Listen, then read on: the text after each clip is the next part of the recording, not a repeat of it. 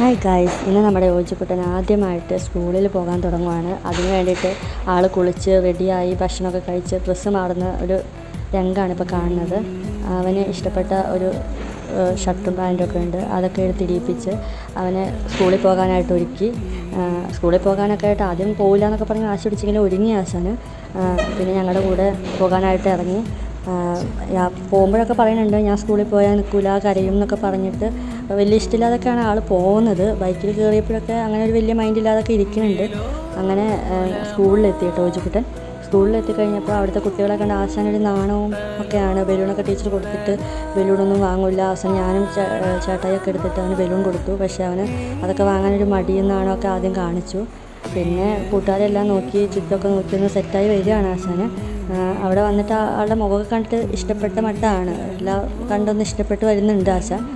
അങ്ങനെ അവൻ്റെ പുതിയ സ്കൂളിലേക്ക് അവൻ വന്നു ഗൈസ്. ഞങ്ങൾ വിചാരിച്ചു അവൻ കരച്ചിലായിരിക്കും, സ്കൂളിൽ കയറില്ലായിരിക്കും എന്നൊക്കെ. പക്ഷേ ഞങ്ങളൊക്കെ ഞെട്ടിച്ചുകൊണ്ട് മറ്റൊരു പ്രതികരണമായിരുന്നു അവൻ്റെ ഭാഗത്തുണ്ടായിരുന്നത്. എന്തായാലും അവന് ടീച്ചർമാരെയൊക്കെ കണ്ട് എല്ലാവരെയൊക്കെ നോക്കി സംസാരിക്കാനൊക്കെ ഒരു മടി കാണിച്ച് നിന്നു. പിന്നെ ഞങ്ങൾ പോകുകയെന്ന് പറഞ്ഞപ്പോൾ ടാറ്റയൊക്കെ ഇങ്ങോട്ട് തന്നു.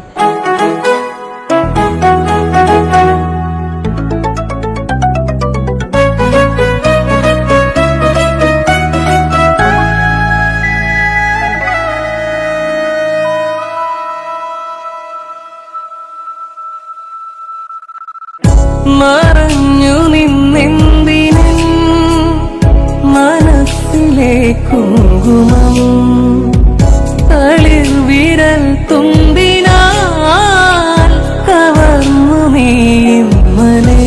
അങ്ങനെ ഓജിക്കുട്ടൻ്റെ ക്ലാസ് റൂമൊക്കെ ഞങ്ങൾ കയറി കണ്ടു.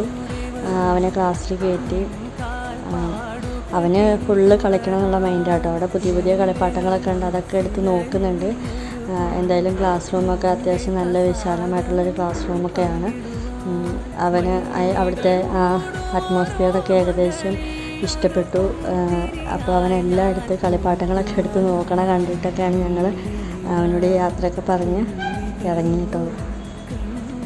അങ്ങനെ ഓജിക്കുട്ടിൻ്റെ ക്ലാസ്സൊക്കെ കണ്ട് ഞങ്ങൾ പുറത്തേക്ക് ഇറങ്ങി. വണ്ടി സ്റ്റാർട്ട് ചെയ്യുമ്പോൾ എന്തായാലും ആശ ഞങ്ങളുടെ കൂടെ പോയാൽ ബഹളം ഉണ്ടാക്കുമെന്നൊരു പേടി ഉണ്ടായിരുന്നു. പക്ഷേ അതൊന്നും ഉണ്ടായില്ല. അവൻ ഞങ്ങളൊരു മൈൻഡ് പോലും ചെയ്തില്ല. ഞങ്ങൾ വണ്ടി കയറിയപ്പോൾ അവൻ ഞങ്ങൾക്ക് ടാറ്റയൊക്കെ തന്ന് ഒരു കുഴപ്പമില്ലാതെ പോയി അവിടെ കുട്ടികളുടെ കൂടെ കളിക്കാൻ തുടങ്ങി. അതൊക്കെ കണ്ടു പോകുന്നതുകൊണ്ട് സന്തോഷമുണ്ടായി. അവൻ കരഞ്ഞാകെ ബുദ്ധിമുട്ടാക്കിയാണെങ്കിൽ ആകെ വിഷമമായേനെ. അപ്പം ഇന്നത്തേക്ക് അത്രയേ ഉള്ളൂ ഗൈസ്. നാളെ വേറൊരു വീഡിയോയുമായി വീണ്ടും കാണാം.